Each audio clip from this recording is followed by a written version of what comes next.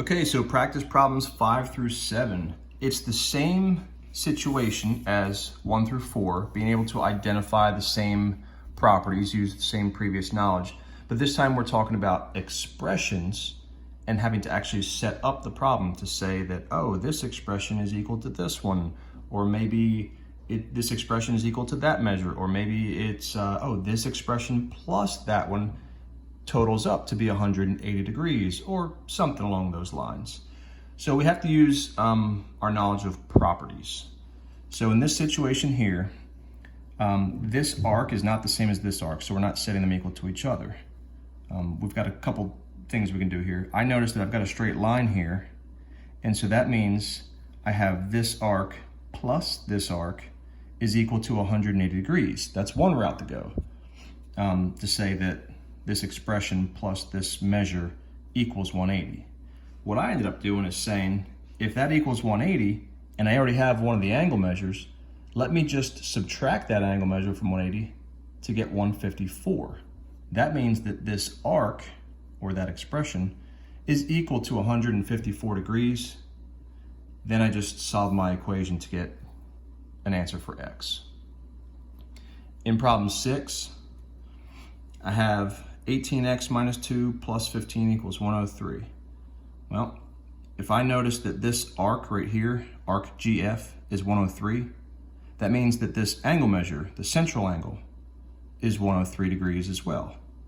This is a vertical angle, this whole thing, not just from E to I to D, it's EIH. That whole thing is 103 degrees, which means that this whole arc is 103 degrees. And that was why I added this arc plus this arc, or we could have done what we did in the last problem. I could have said 103 degrees, take away the 15, and then set this expression equal to that answer. But I chose to just show you something different, add the two together, set it equal to 103, solve my equation. If you ever need to find an angle measure or an arc measure, then you just plug x back into the expression. We had that situation in problem 7. I notice here, this expression, they are a part of these arcs, which means that the central angle for that arc would be the same measure or the same expression. And since they happen to be vertical angles, that's why they are equal to each other. So I set them equal to each other, I solved my equation, and I got an answer of 17 for x. But now I had to go ahead and find some arc measures. I had to plug it back in. Okay, so measure of arc AD. Well, here's AD. That's this expression. And so you can see that I took that expression, plugged in my 17, and I got an answer of 148 degrees.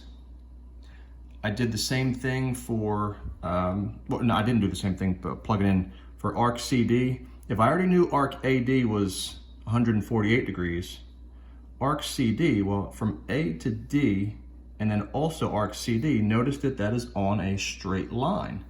All right, so that was why I did 180 degrees and took away the measure of arc AD, which leaves me with the measure for arc CD, which is 32 degrees. So 180 minus the 148. And then BDC. All right, so if I follow that pattern, B to D to C, this is an arc. I don't want to go this direction because that would be BCD. I need to go in the order of the letters, B to D to C. So that's just from B to D, we already know is 180 degrees.